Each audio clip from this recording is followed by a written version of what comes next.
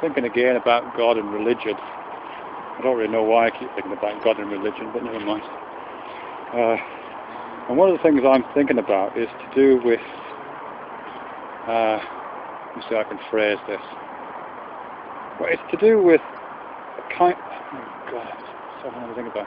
It's to do with a kind of intuitive dissatisfaction I have when religious ideas are replayed as psychology, or as other kinds of narratives, which I'll perhaps come on to. But you know, when you take a religious idea,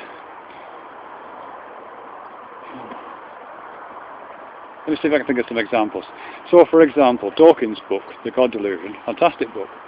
And what that effectively does is it takes a set of religious ideas to do with God and spirituality and faith and those kind of things, and places it inside the heads of believers, and it is a psychology of an individual psychology, places it within the heads of believers, and it characterizes it as a delusion. So it's a pathological psychology, but ultimately it's a psychology.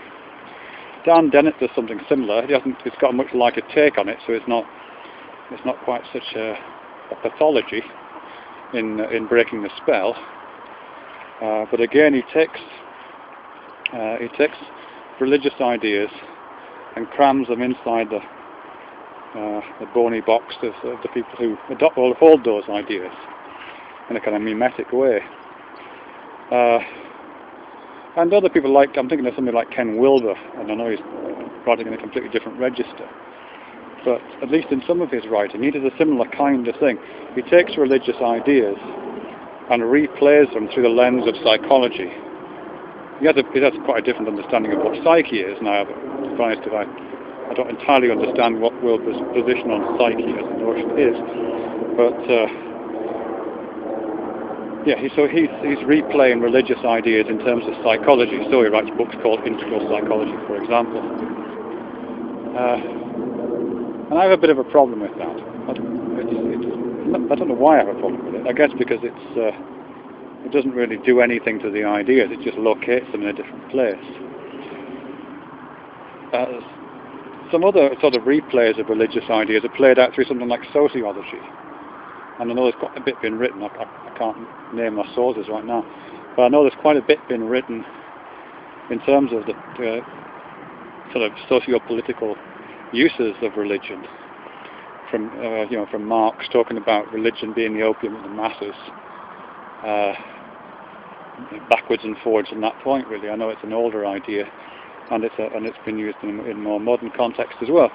So again, that's playing out religion in terms of sociology and the kind of political framework, that these ideas, which in theology would be talked about in terms of God, spirits, angels, beliefs, submissions, faith, all this kind of language, are replayed in terms of sociology and politics, and different things come out of that.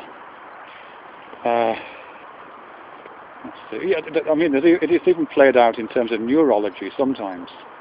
I'm thinking here about Ramachandran's work on temporal lobe epilepsy, for example, and how people who are prone to seizures in the temporal lobe quite often adopt very religious attitudes. So it's kind of explained, if you like, or possibly even explained away by becoming part of neurology, which we feel we understand. Maybe we do understand, I don't know. So, as I say, I don't entirely know what my problem is with that, other than to say that it just makes me feel uncomfortable. Well, actually, I think I do know what my problem is. I think it's because it doesn't feel like explanation. It feels like a certain kind of incorporation. It feels like what was the theos of theology has become the psyche of psychology, or is played out in that language, or is played out in the socio of sociology, or is played out in the neuro of neurology, and all of the place markers and the lexicon and the vocabulary and the grammar and the structures of those different prefixes become applied as if that kind of changes it, and I'm just not sure. I suppose what would interest me as a follow-up is to look at the end of that word, the end of all those words, actually, the ology bit. And here I'm reminded of Maureen Lipman, who was an actress in the 1970s, I guess. She used to do an advert for British Telecom when she was like portraying kind of stereotypical Jewish grandmother, I think. And her grandchild had done very badly in his A-levels. He said, I only got a sociology.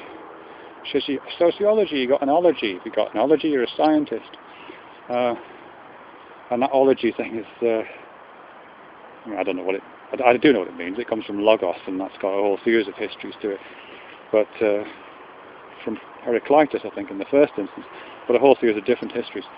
But if you like, this kind of logos maintains throughout, and through all these, through all this peripatetic motion of the ideas which start off in theology, move into psychology, move into sociology, move into neurology. The ology stays the same. The logos kind of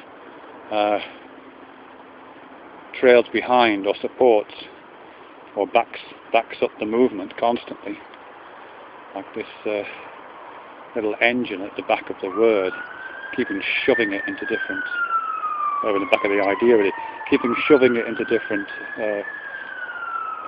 discourses and into different contexts.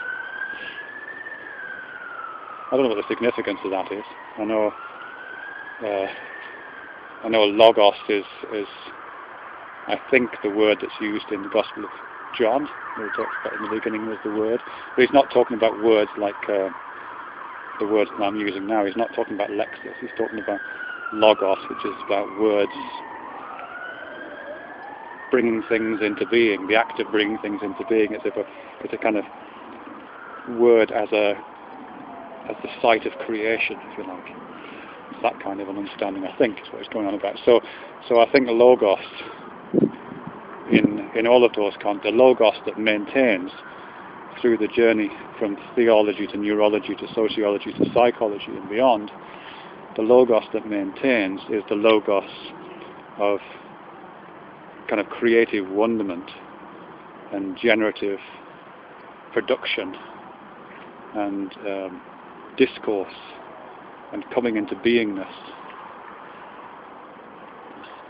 At least that's how I'm interpreting it. You've got an ology.